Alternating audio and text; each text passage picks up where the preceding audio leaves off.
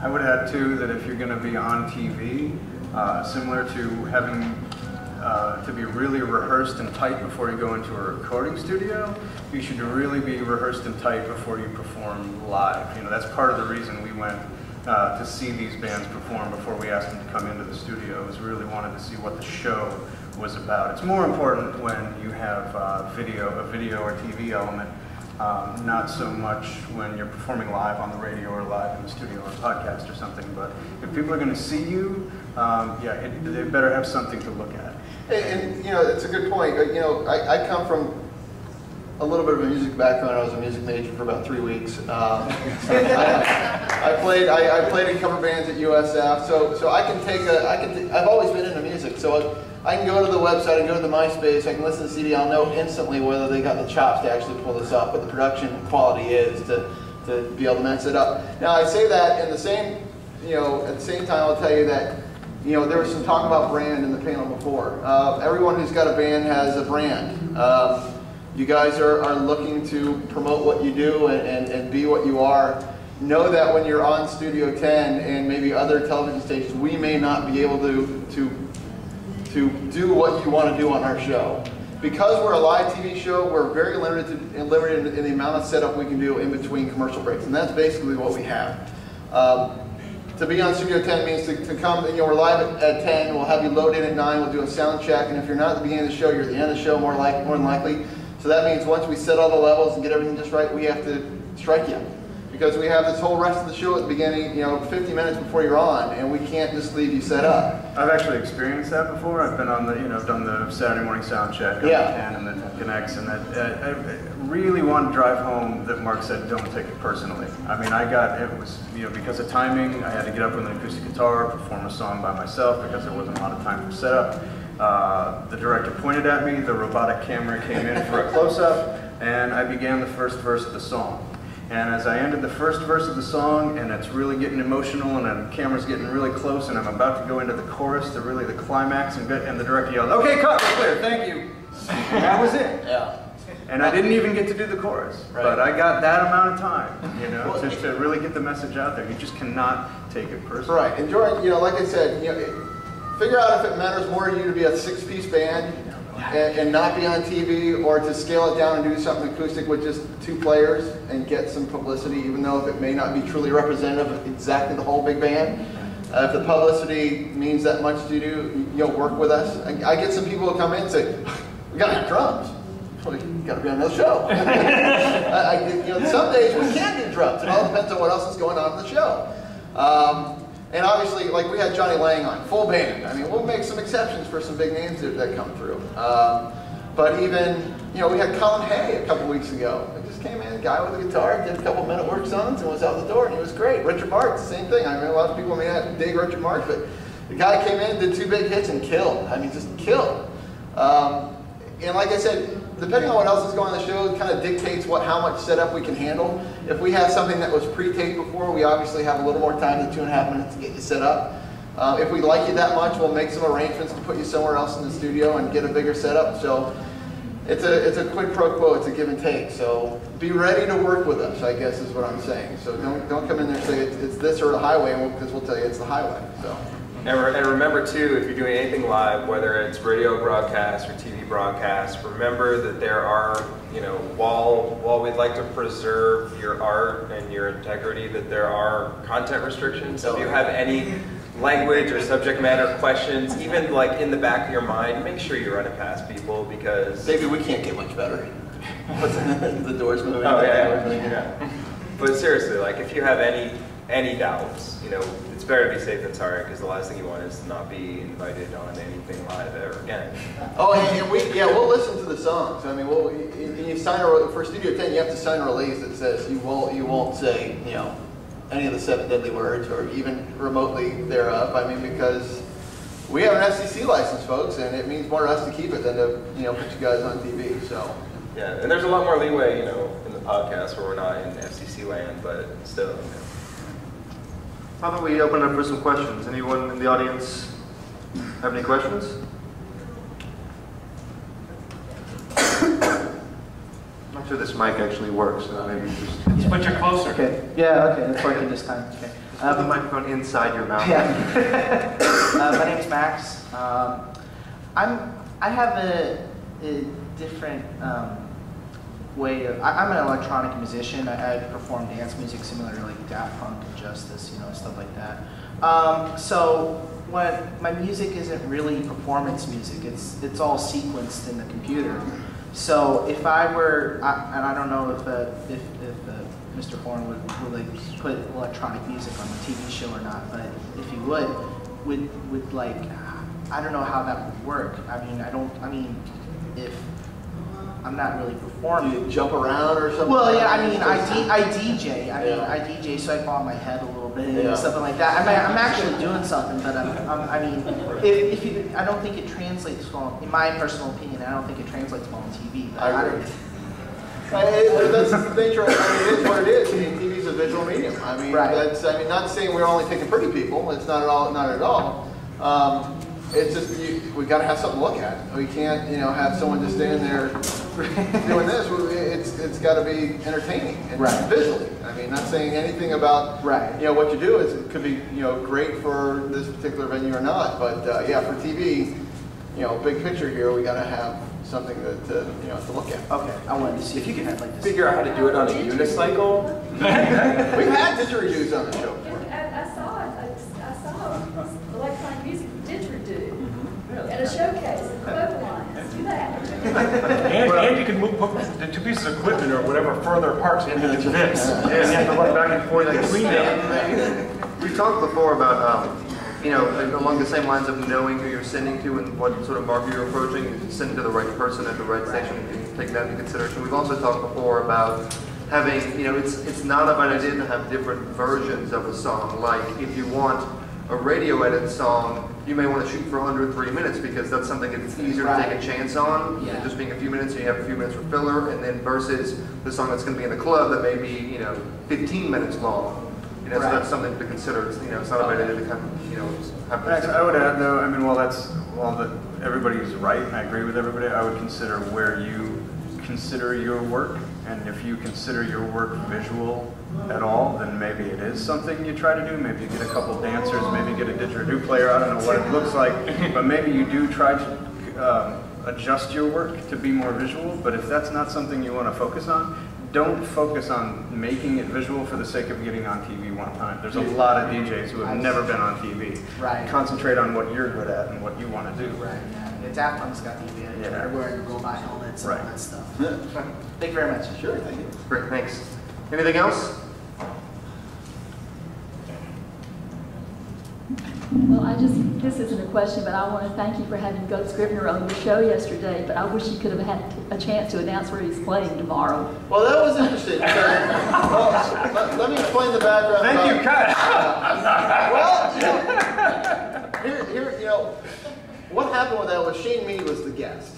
All right, so Shane Mead, and the typical, like I said, the typical Studio 10 local band treatment is the last 2 segments of our show. We have 7 segments. You get the last 2, the F and the G block. And what we do in the first block is we write an intro for you, and then we toss you and you play song number 1 in its entirety. Once you're done, fade to black, go to commercial. All right?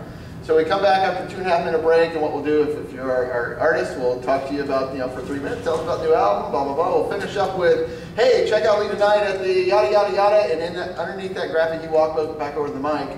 And in that time that we have left, and we usually budget about 2 minutes, you're just playing to fill out the show. So we hope that you have more music than we have show, because if you ring out at 30 seconds left, you're just standing there, it's bad TV. But that's the treatment. You get basically a song and a half and an interview. With Shane kind of popped this on me, he played Friday morning, he popped this out, in an email on Thursday afternoon. It's like, hey, I got this guy I really like to put on.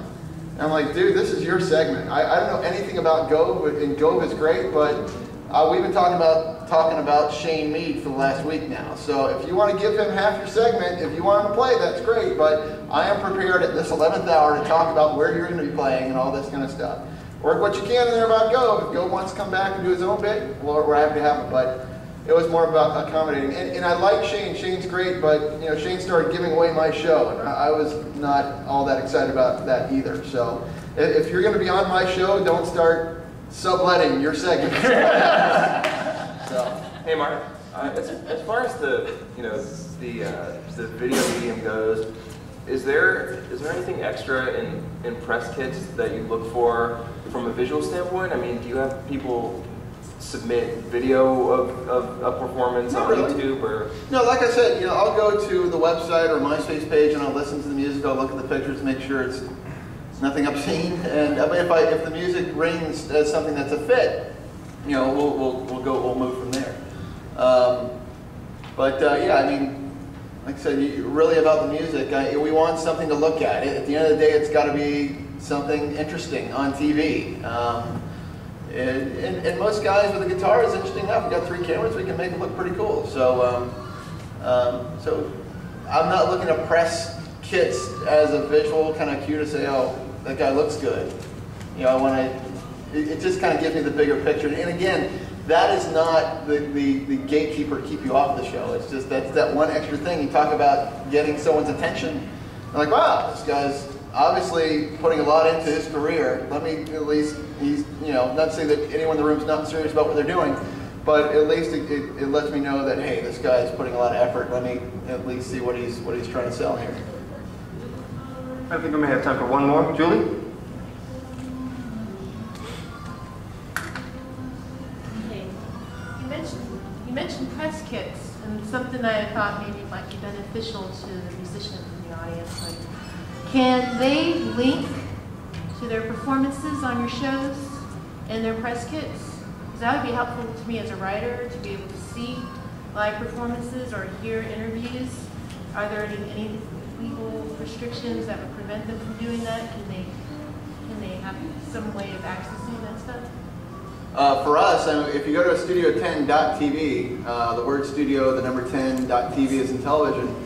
Along the left side of the page is all of our categories. There's a music and bands category. So if you click in there, it's got we do a web story for every guest on our show. And so if you're a band on our show, we ask that you send us, the press pick, the high-res press pick, because we're high definition. We need some stuff to use on the show, something pro looking, and then we create a little. Usually we rip the paragraph about your About Us page and put it on our website just for something to put there. And then after you're on the program, I usually tell folks by 3 o'clock that afternoon, we'll post the segments on our website, and you can actually surf there and go there, and you can embed or link to us from there. We don't give copies of segments out to folks. We're limited, and everyone here I think will appreciate, we have certain license agreements on our show and certain copyrights that prohibit us from distributing copies of the program. Our caveat there is that we can put our stuff online and you can link to us there. So musicians be well advised to steer people in that direction. Yeah, or they don't even have to do that. We're not picky. Our bread and butter isn't our website. It's just kind of a nice thing to have for folks, and we're not driving. In the show, we drive people to the website for more information, but we're not selling the website, for ad space or anything like that. So we're not. But I just meant from an informational standpoint. No, when they're getting their word out to a newspaper or something. But my point being is that you can take the link of the actual video clip, and it's a blind link. And when I say that, it means that you don't have to go, or a direct link, you don't have to, this link won't take you to Studio 10 to another click. If you embed this link on your website, see us on Studio 10, click it, it'll just pop up in a Windows Media Player. It won't even take you to our site. It'll just, boom, it'll be there. How long do those stay up? That's a good question. We tell people by about 3 months they'll stay up, so a good long time. But as the guy who's actually in charge of deleting these things, it's like the last thing on my list to do. I've got stuff up there since last August, and that only got cleaned out by virtue of someone at corporate saying, really taking up too much space in the server. So I had to wipe out about a year's worth. So I'll leave it up until someone tells me I got to take it down, it'll just be up there. So we tell people it'll be up for at least 3 months. Something that you need to know: when you perform on our show, you're going to sign a performance release for your music on our show. That gives us the right to use that video or you on our program to do what we want within the context of Studio 10. That said, your music, if you perform on Studio 10, you're never going to hear it under a local car commercial or anything like that. But it means that you're giving us that performance to use on our show for free, in trade for you getting some publicity, and that we might use it, we might repackage it in a best of or what I think, Steve, we used you. We recorded your songs, and if a guest drops out, like what we have on Monday, someone dropped out, and so I think we plugged in something from Daniel B. Marshall that we recorded from 3 months ago to fill that space. So you're going to sign that release. We still report all of our music to all the agencies, the BMIs, the ASCAP, and so forth, as far as music usage goes. But when you sign that release, you're kind of giving us the right to use that song for free on our show. One last thing I'll tell you, please, you're going to come on our show, originals only, because when you do covers, we end up having to pay that royalty. So, because you can't sign a release for Eric Clapton's student. I'm sorry. If a musician comes on and they do have a publishing company, or they have publishing through another company, so you say they would get their royalty payment for the initial performance? Is their payment set up for the the online views of that performance then too? No. We have certain as a station we have license agreements with ASCAP, BMI, CSAC, all the biggies. And by virtue of reporting that music, we're saying that, hey, FYI, as a record, because we keep everything above boards, we're very, it's very important to us. We're using this music. But know that the artist has given us a release to use that music for free without charge on our television show. So I don't know how that affects the royalties agreement with what you do or what publishing companies have with those reporting agencies. But I honestly have never really thought about it. But we know that when you're signing that release, you're giving us right to use that music for free on our show. But we are reporting that usage. Okay, well, I'd like to thank our panelists. Can I clarify 2 things? Again, thank you. Real quickly, when we talked about sending CDs to the particular DJs at the radio station, just want to mention always make sure the music director or program director, whatever, gets one too. Because if you just give it to one DJ, they may not give it to the music director. Not DJ will be the only one that can play it. And we can clear on that. And when I said, don't bother calling, I was kind of talking about other radio stations. If you're from the area and you call WMNF, we'll call you back. I mean, maybe not right away, but we will. If you're from around here, we're going to call you back. That's it. All right, thank you, Mark, Flea, Jorn, and Ryan for sitting up. If you're interested to hear more about licensing and the release stuff, we have a panel of 5 people to talk about those issues. And thank you guys also for being in the audience. We're going to take a little bit of a break, and then we'll be back in a few minutes for our Building Tampa as a Music Community panel, which should be really interesting. I hope you all have that. Thank you. We've had a lot of